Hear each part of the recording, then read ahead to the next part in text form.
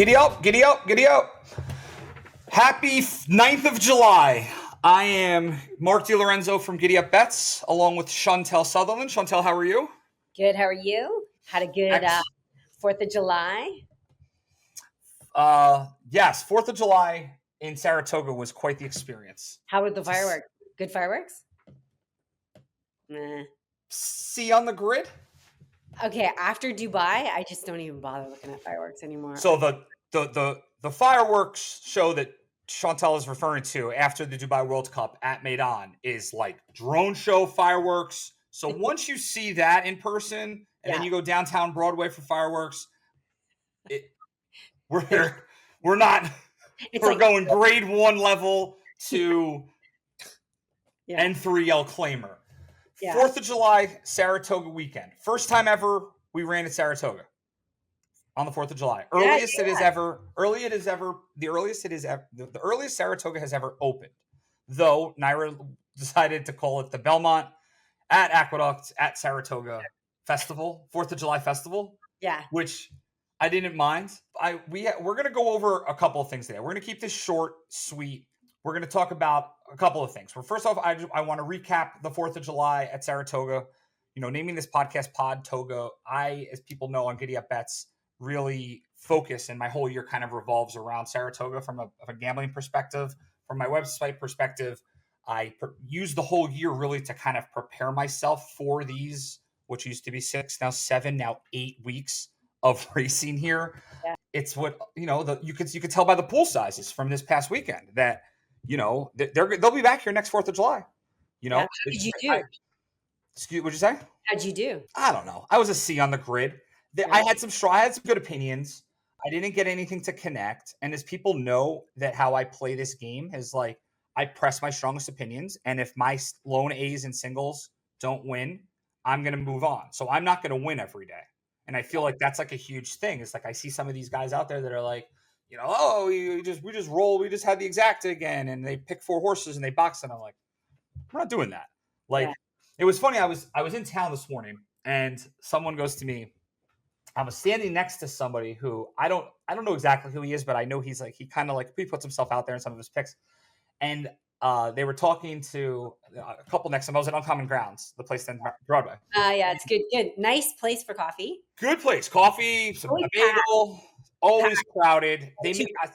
Rumor is they're making like $6-7 million there a year just because they're in the spot that they're in. Yeah. But somebody goes to the guy, "How was your weekend?" And the guy goes, "Hey, had a bunch of winners, some losers, blah, blah, blah, whatever." And then a friend of mine walks in and he goes, "How was your weekend?" And I said, "Well, there were 44 races in Saratoga. 22 were on the dirt, 10 were on the inner, 10 were on the outer. Speed was rock hard. These jockeys are unaggressive. Jockeys weren't aggressive? We're not aggressive. 18 really? out of the 20 turf races were won by forward placed horses. Yeah. The dirt shied towards speed the entire time. I had some opinions win, I had some opinions lose. I ended up losing money on the weekends. And that was my response back. And then the guy kind of looks at me like, he's like, I didn't even know they were, he was like, I'm in the business of breaking it down at a micro level. Yeah. And that's the only way I can have success is kind of like finding that edge is to put in the work and go back. And I went back and looked at all 44 races. And there were 10 races on the inner. The rails were at 0. There were 10 races on the melon. The rails were at 18 feet. We got some rain Thursday morning, but the turf was hard.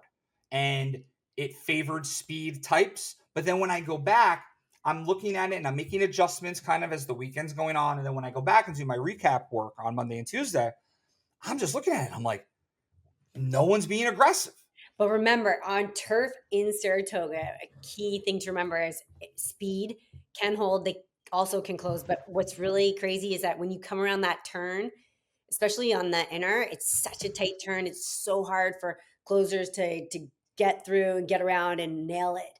So for that reason, when you're on the inner, those tight turns, I kind of, by default, if a horse has a little bit of speed, there's a good chance I would put that as my angle, like wire the field. So, or a stalker, because those stone cold closers, they can't whip around that turn and get there in time to get the wire. So let me show you this.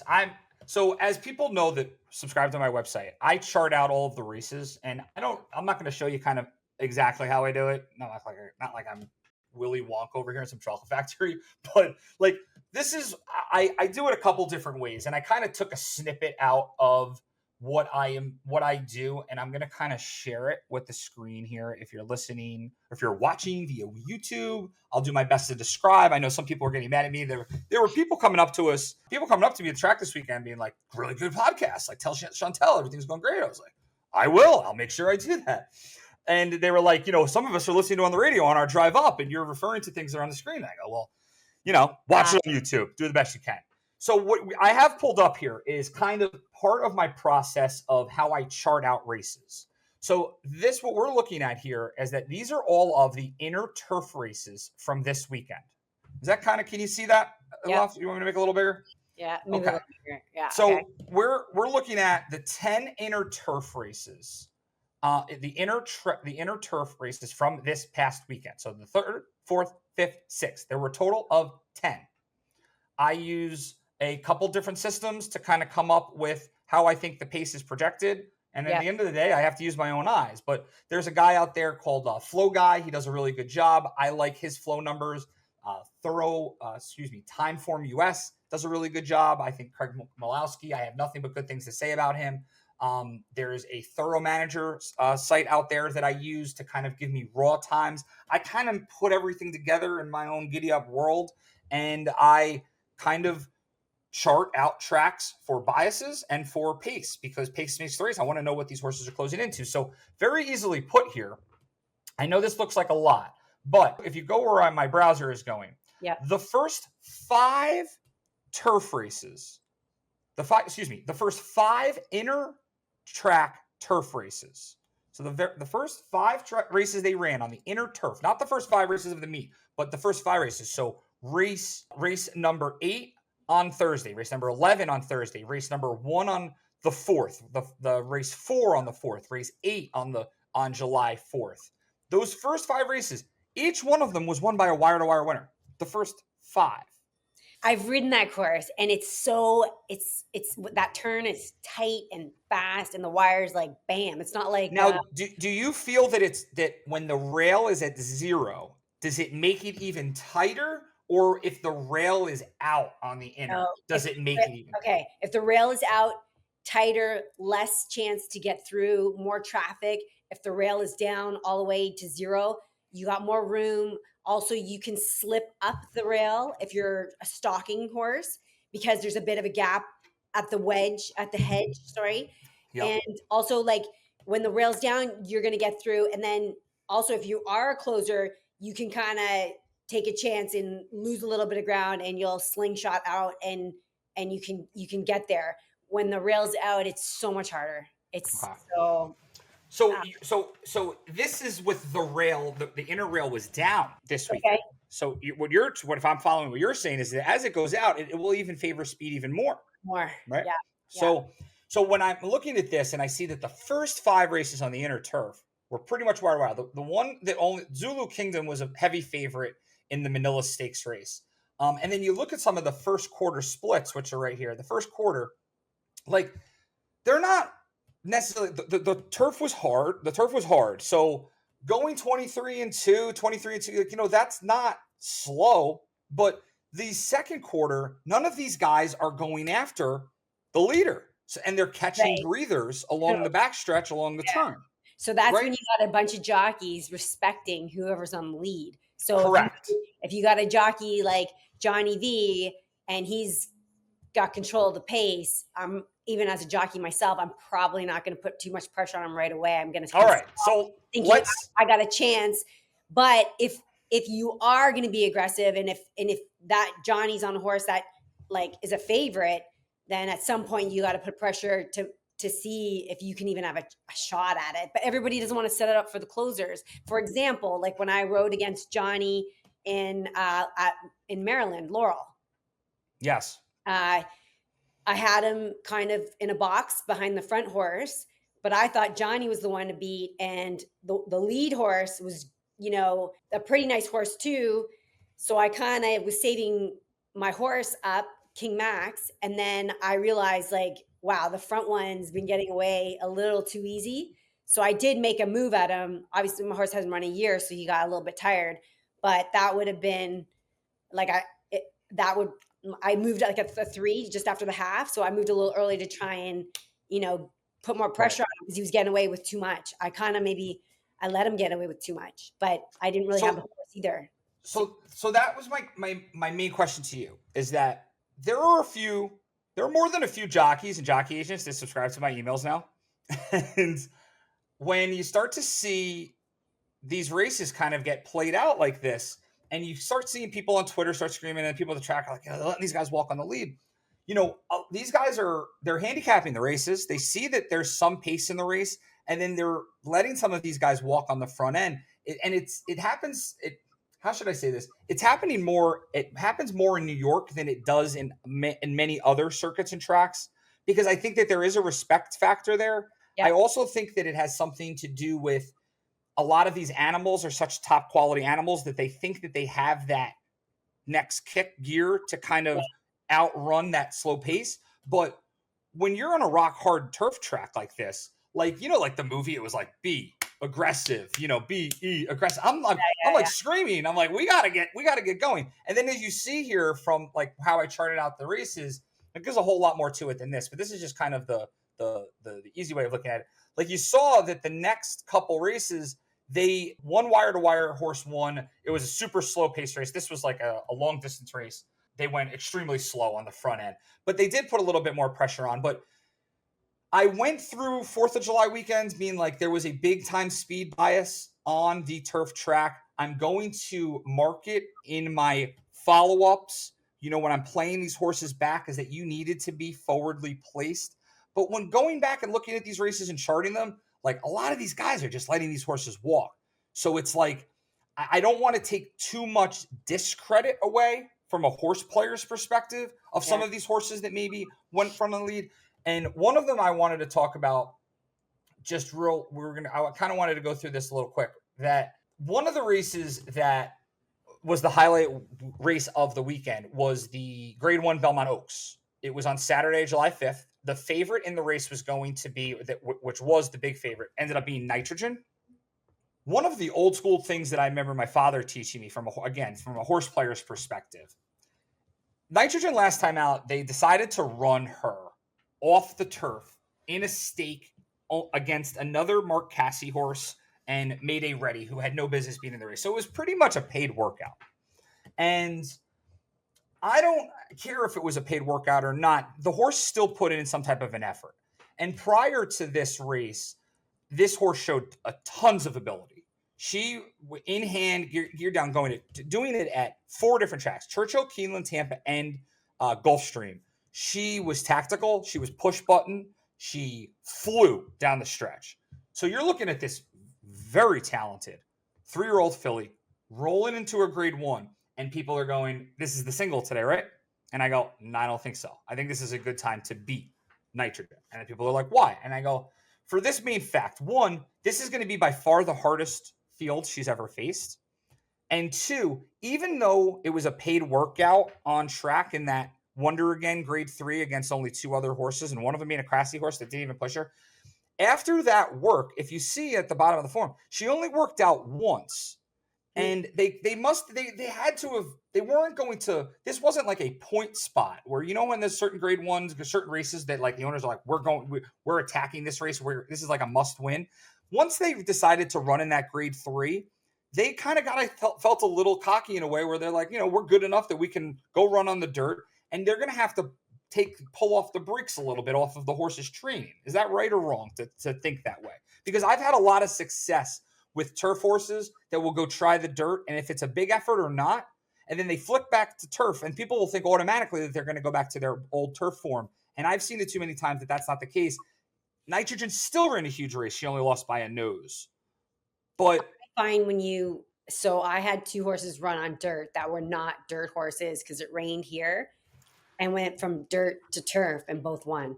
Pretty Thing and Shack Revenge. mm-hmm. Of course, we're talking about cheaper horses, but I think that and like I always say this, like relative who they run against, I don't know those races off the top of my head. Yeah. I've just had success with this. Like, what So was you're the name of saying the? you have success with horses coming from dirt back to turf? No, I'm saying I'm having success playing against some of these big favorites. Okay. What was the name of? Was it Romantic Warrior who ran in the Saudi Cup Yeah. against Forever Young, and Yes. then they decided to go back to the turf on Dubai World Cup day, Yep. and the horse was 1-4 and it lost. Yes. And it lost us a very, very nice horse. Yeah. This is now that was a massive effort from Forever Young. So a lot of people look at it and say that maybe, it bounced. Where Nitrogen, this was a paid workout, but I go, this is a grade 1 against some of the horses. This is going to be the best field she's ever run against.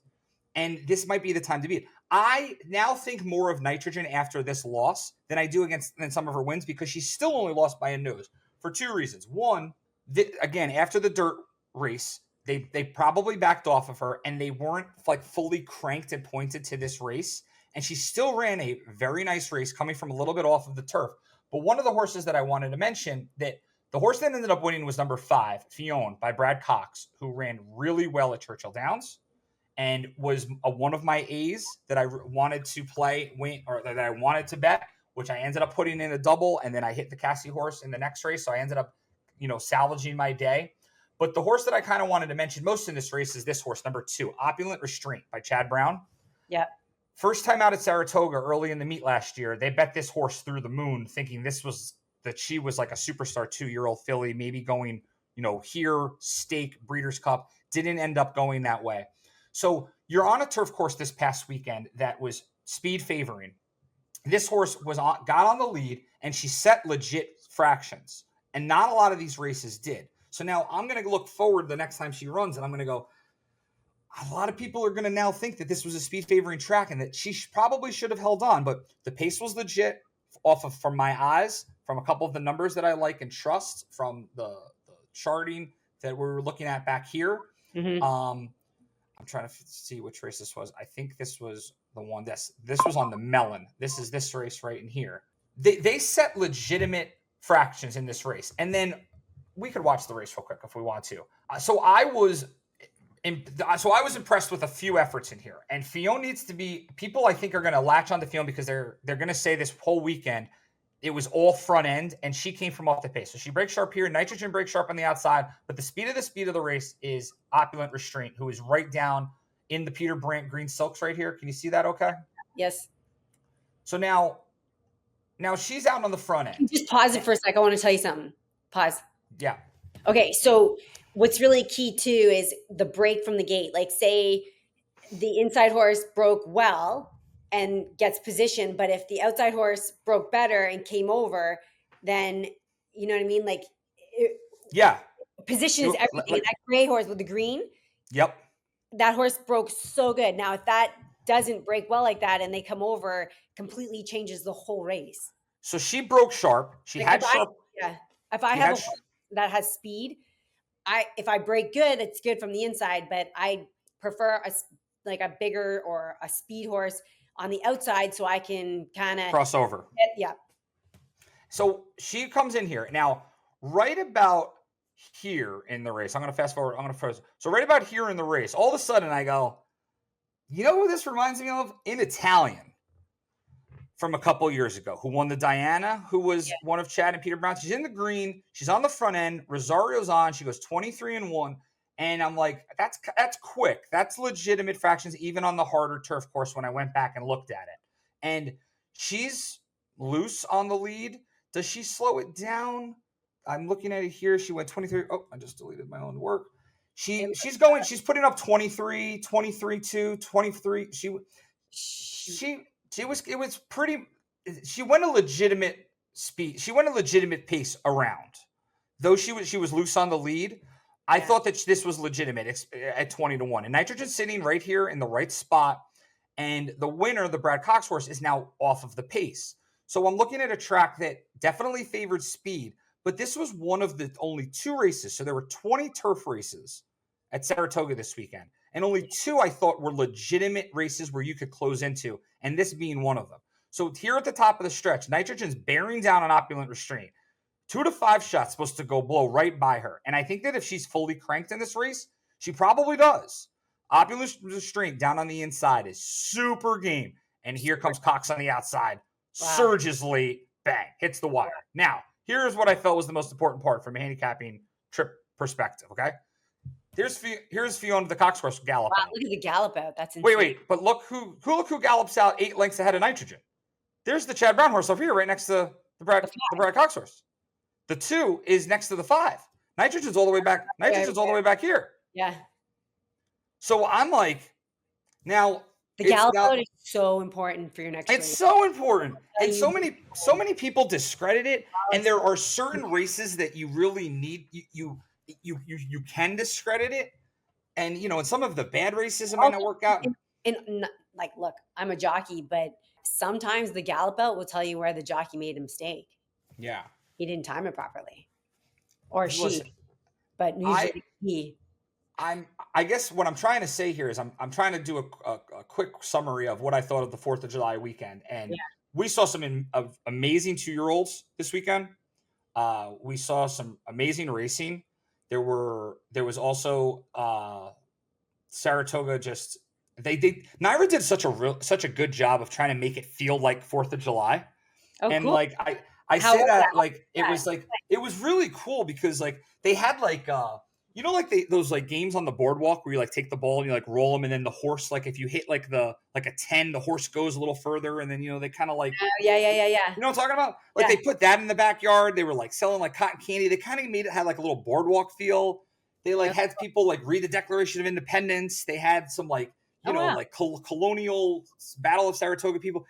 Naira did a really good job at just having it feel like 4th of July. It didn't necessarily feel like Saratoga was open. It didn't feel like the middle of August or anything of that nature, but they did a really good job. But when at the end of the weekend, for me, from a horse player's perspective, it was Saratoga and it's stressful. The fields are big. I have to go back and I have to do the work. So recapping, getting an extra day, we're recording this right now, Wednesday in the afternoon. So, which would usually be racing. So I dove deeper into this and there were 2 noticeable things that I thought stuck out from a perspective of that people will hear me share on my emails. And if you want to subscribe to the email list, you can. If whatever, you could listen to the podcast, and I could go over these once in a while. But I'll be going into more detail as we go on, as these horses run back. Right. But 2 main takeaways for 4th of July at Saratoga. 1, the turf was hard. It favored speed, but also a lot. 18 of the 20 turf races had a pace that really did favor the front end. So you had a lot of boat races, top 2, wire-to-wire winners, 1, 2, 3, finish kind of 1, 2, 3 around the track. My second would then be from the dirt. There were 22 dirt races. And again, unless you got a real fast pace, front end horses were doing well. So again, that's something to take note of.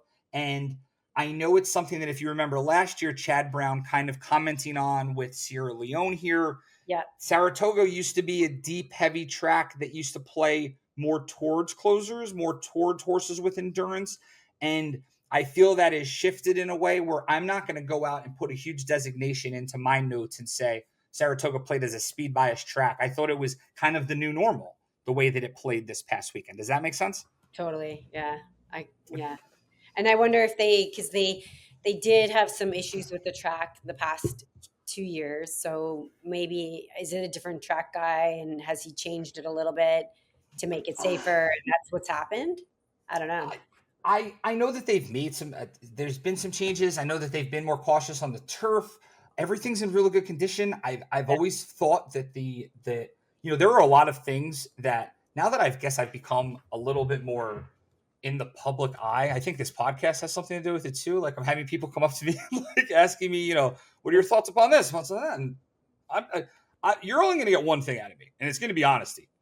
Like if I'm going to call a spade, I got nothing to lose here. Like I'm running my own business. A lot of these guys are out there having to get paid by the tracks, having to get paid by the networks, having to get paid by this, and they're not going to say what they feel.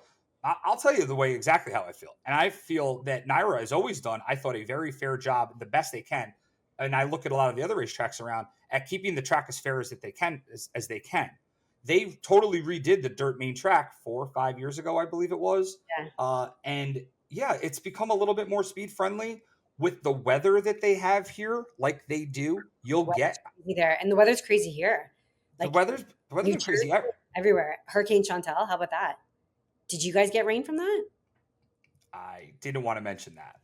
It's I didn't. terrible. Is that is that a good thing that you're named after a hurricane? No, Like, but it wasn't like, yeah.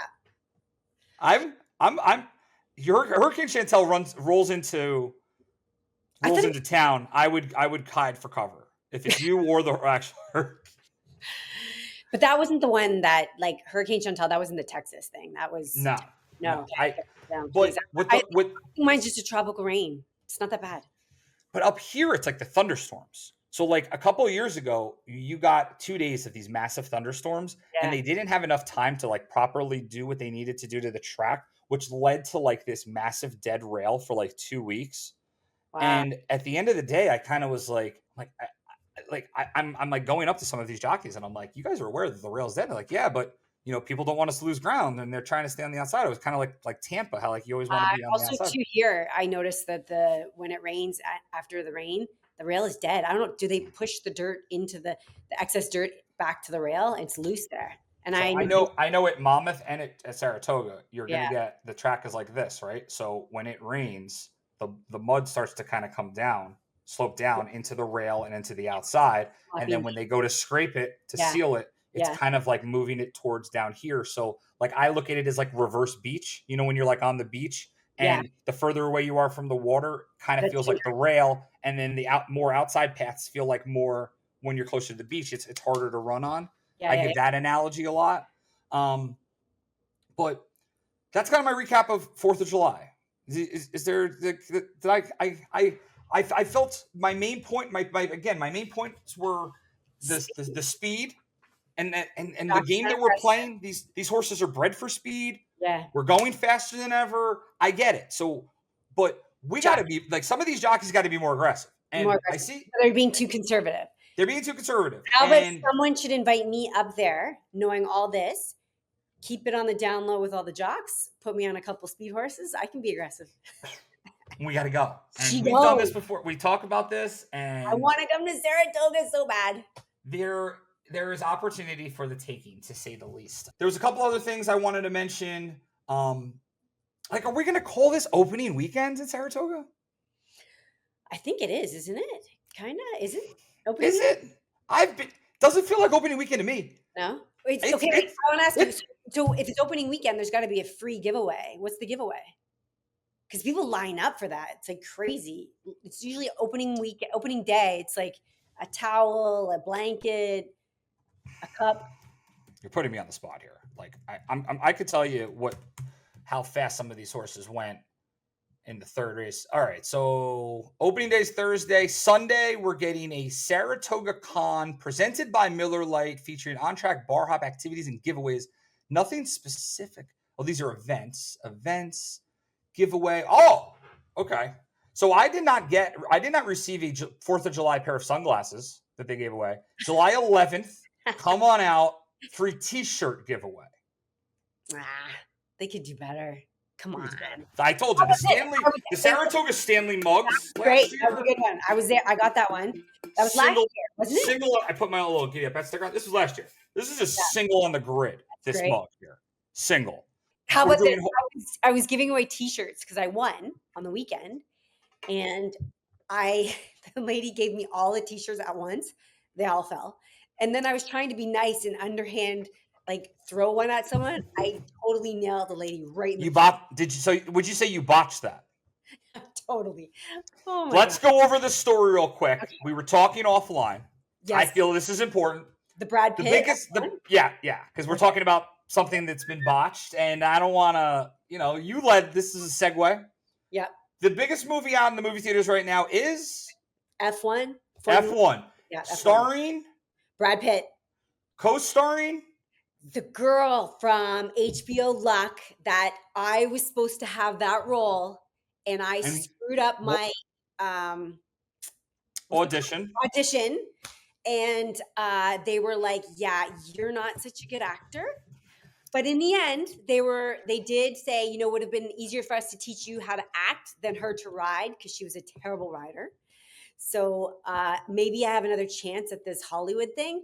But I would say, so she was my co-star. We were co-stars. I was her best friend. I lost the role because of my horrible audition. And now she's starring with Brad Pitt and they have a love scene. And I think if I hadn't not screwed up my audition, I could. This could be you. All right, so let's go over this again. Let's pull up the past performances here. You were on the show Luck. You had an audition. You botched it.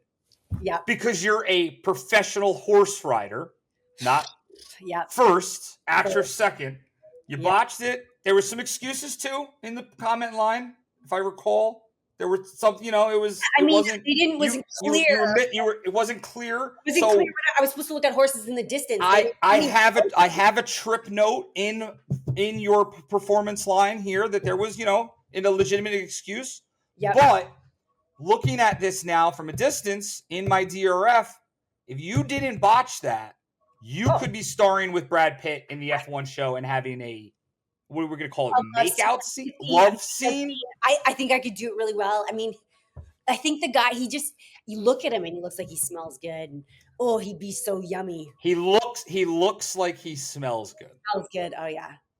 Jennifer Lawrence said he smells good. He said he smells like sandalwood and leather. I can see it. He looks like it. Leather and like, I think he's a good look. I think if I was gonna, rate on a grid, how good looking Brad Pitt is, he's, an A single. I don't think they'll get much better looking than that. But to say that he smells good at all times, I don't want to believe that. No, he's got flaws. He has flaws. I don't think he has flaws. I think there's no flaws. No. I listened to him on Dak Shepard. He was awesome. I don't know. I don't know anything personally about Brad Pitt, but I can tell you right now 2 things. 1, he's good looking. 2, he does not smell good at all times. There are times where he does not smell good. So I think he's right. He smells good. But that segue, I wanted you to share that story. I thought that was funny. And but have you seen the movie? No, I heard 300 million. It's Apple's Paramount, I guess Apple TV's best hit so far. Okay. It's his best movie since 2013, World War Z. Not that I'm paying attention to Brad Pitt or anything. I'm really focused on horse racing, and I think it all worked out correctly in the end. Yeah. I think that you could have been starring in the F1 movie this weekend, or you could be on this podcast. And with you and racing at Monmouth Park. This is in New Jersey. I mean, what else? This is you're gonna sit here and knock New Jersey after the weekend I've had. I'm at war out here. It is war. These people are after me. Like Let's talk. We're gonna end on this note. Okay. We're going to talk about the word competitiveness, competition. Is that? By the way, I just want to let you know that I was in a race, Leo Monte in the stake, and Paco came over on me, and oh man, I was on heels. It turned out to be awful, and that's why. Good thing he's a Colonial this weekend because talk about see. Okay. It's like so let's talk. Sorry, Chantal. Story? You're sorry? Really? Straighten up, man. I just started to like him, and now he's in my way. Get out of my way. Everyone were there any objections against you this past week? Yeah, don't bring that up. You're gonna Jesus. I'm like, the guy was stopping. I watched. I'm just because I'm not on track with you like I was last year doesn't mean I'm paying attention. I saw an objection. I saw you you made a move kind of up the inside. He was stopping, but you went inside. She was lugging in a little bit, and I cut it too close. Have you got in trouble? I got in trouble, yeah. Did they yell at you? No, because I play golf with Steve.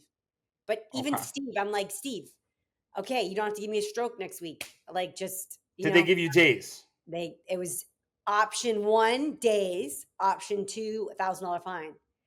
So you took the $1,000 fine or the days? Yeah. How does that work? 3 days. I can't take. I'm starting to get on a roll now. Starting to pick up business. I got a good agent, Steve Worsley. I love him. Shout out Steve Worsley. Yeah, Steve, he's such a nice guy, and he's so personable. People love him. But And he's sharp and he's sharp. nice. Ooh, he Because could run that's the a business thing. off us. He That's could what I love it. wanted to I He wanted to end this with the word competitive and competitiveness and when you're a professional athlete like you are in your blood what makes you as good as you are and what makes you get up and grind and go to the gym and get up at 4 in the morning and put up with all the bullshit is Yeah, you're competitive. yeah, And a lot of people don't realize that about the horses, the jockeys, the trainers, the owners, the horse players. We are competitive. I'm in this sport for a lot of different reasons. My yeah, father brought me to the game. I loved it. I love the animals. I love the people. I now have created this website. At the end of the day, you know what I'm here to do? Is to win. yeah. And And you wanna be good at what you do, that's why and you you- work so hard at and it, and exactly. I wanna be good at what I wanna do, and I wanna execute properly, I wanna be in position, I wanna be smarter than my competitors, and to do that, you gotta practice, handicapping and being ahead of everybody and working out harder than everybody, because if you wanna come and do what I do, not many are gonna be able to do what I do, so I want an edge because I wanna win, and, yeah, and I And want I all my and trainers I to be happy when they use me to ride their horses, and and yeah, I feel the same. And I feel the same way. it's fun. It's From freaking fun when you win. it's Oh my fun when you win. But god, so I'm out here, and how I wanted to end this kind of was that we're a a week in. So this is opening weekend for Saratoga coming up. We're a week in. Plus, I guess Belmont. People have been up here already, and people are getting chippy ooh, already. The really? horse players, the Wow. trainers, backstretch, because people want to win, Yeah, and there's not as many horses there used to be. There's not as much money going around. This is a competition. People are out there and everyone's getting a little chippy and it's yeah, early. And I don't mind it and I like it and I take on the competition and I enjoy the competition.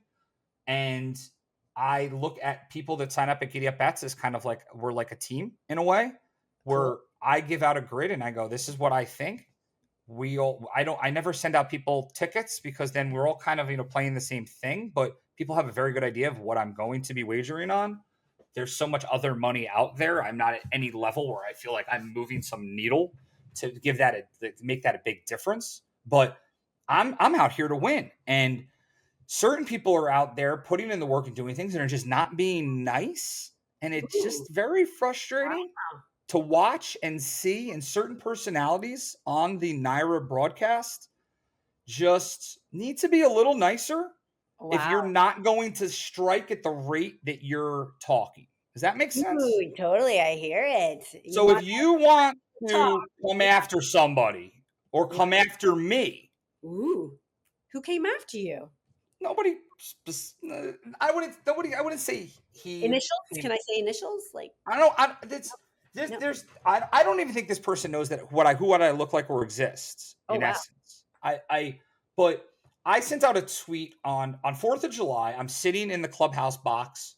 I'm there at 10 o'clock in the morning finalizing my work for the day. So I've been working on the 4th of July card for 3 or 4 days. Okay. And Talking Horses comes on the loudspeaker. Around the whole track. I'm the only person in there. Now, there are thousands of viewers of probably this show, and this is on every day prior to the races. I enjoy the show. I've been watching it with my father for years. Andy Serling has been on that show for 20 years. I think he does a very good job. I think that he works very, very hard I think at he's a, very, very at a sharp. job that is very, very difficult to do. I know for a fact, putting out your opinion publicly Yeah. is much harder than you sitting there in your basement saying, you loser, you should, how do you not use the 4 or this, okay. It's hard. Yeah. Here's my issue. He works really hard. He's put in his time. He's put in his dues, but he's on the broadcast with one of the newer girls who's working for Naira, this girl, Sarah, who I've Yeah. just met in passing. I Yeah. don't really know any of these, I know Maggie in passing. I know Acacia in passing. I just know these people in passing because I'm just around so much. But he's kind of like not being nice to her. Ooh, And really? I'm like, What?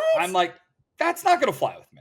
Wow. And I was like, am I really going to do this right now? Am I really going to go down this tree? And I sent out a tweet and I was like, I think Andy does a great job, but I think you need to be a little bit nicer. He's the ambassador of racing of New York. He is pretty much the namesake now from the horse player perspective of NYRA. I think he does a great job analyzing the races, putting in the work, putting in the time. But I need you to be a little bit nicer to the people that you're working with. Who this young girl, he's like trying to go over the top on her about some race from 1987. Like, Andy, Yeah, no, that's not you cool. want to go down that rabbit hole? Like, no. And Like she likes a horse for a specific race. Like, yeah, okay, for but sure. he's Everyone in a has different levels of entry. Like horse racing's an onion, and everybody gets in on their layer. What time period? What generation? And it's all good, all of it. Never and ever credit that's anyone. They might see something that you. There's and only that's yeah, what makes the game so great. Is that yeah, anybody's opinion could be right or wrong. sure. You give me a reasoning, I'm like, sure, okay. Now I might say Yeah, whatever, but from a competitive nature, how I'm trying to put this all together is that he's a competitive person. He wants to win. He used to be a trader. He used to trade stocks, and he wasn't great. So he became a horse person. wasn't great, but also too, So never make someone look stupid. Be and that's the thing. intelligent. I would appreciate that the circuit that I respect and love. And I've also now, I don't really want to go down this rabbit hole, but he's on Fox and he's on NYRA. And I don't know anyone at NYRA really. Like I know the names of the higher ups, and he's had his hooks in those people for a long time, and people have left, have not wanted to work with him, have decided to leave before. I don't know a lot. There's a lot of the drama that goes around with that, which I can't get into detail with because I don't know the detail. But this is a fact. I know that people that are part of the Fox Sports team are a little tired of him being a curmudgeon a little bit. So, he does a really good job. But I just need you to be a little nicer to the people that he works with. Yeah. Fine, but how about being a little bit nicer to the people that are also coming into the track, not just the three guys that are owners and Chad Brown or whatever else. I think he again does a really good job. I don't think he knows me from Blue, from whoever.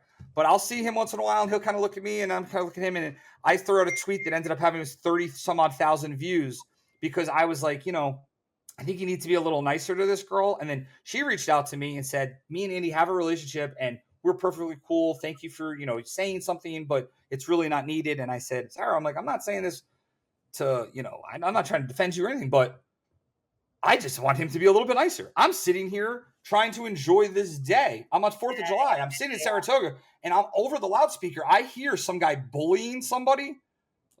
Yeah. No. Yeah. I get it. No. Yeah. That's what I'm like. I don't care who you are. I don't care who was on the loudspeaker. Yeah. I don't care what you're getting paid. I don't care how much they're overpaying you. No, I don't care who's the person you're on the panel with. It had nothing to do with her or. I want to be on that show.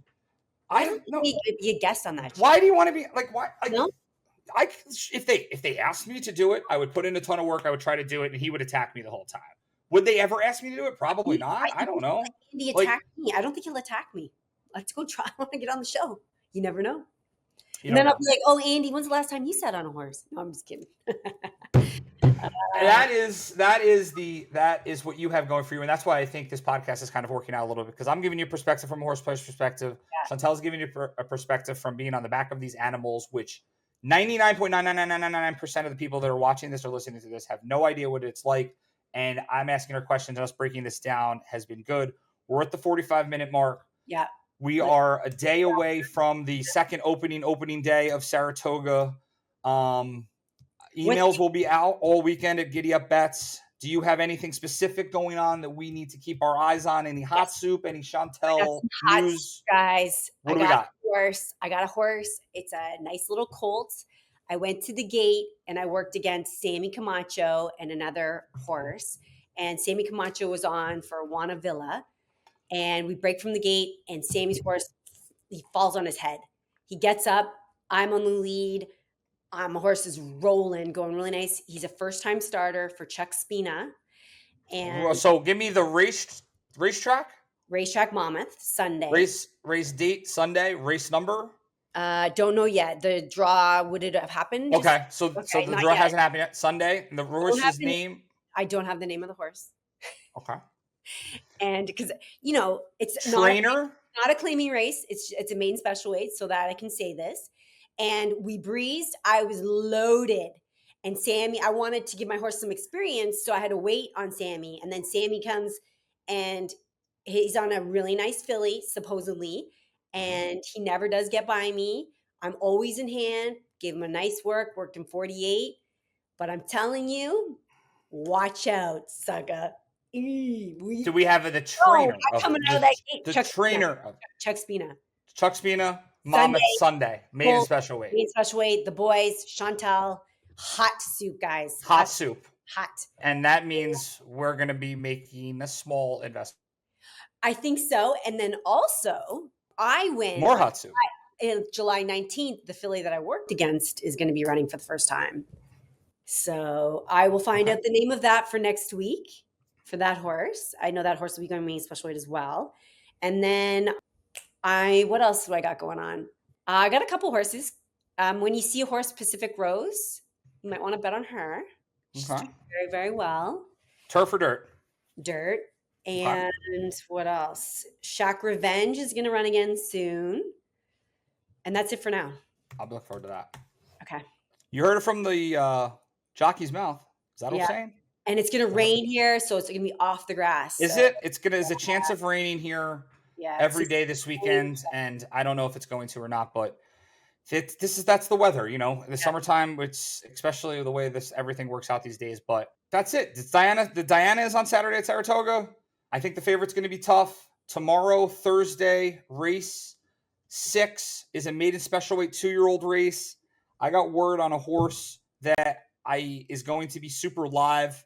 And there's another horse in there who I think is going to be the most talented horse, but I think it's going to need to go a little bit longer, and that's the Shug McGahee horse down on the rail, Keto Drink. I will be sending out emails to everybody throughout the entire weekend.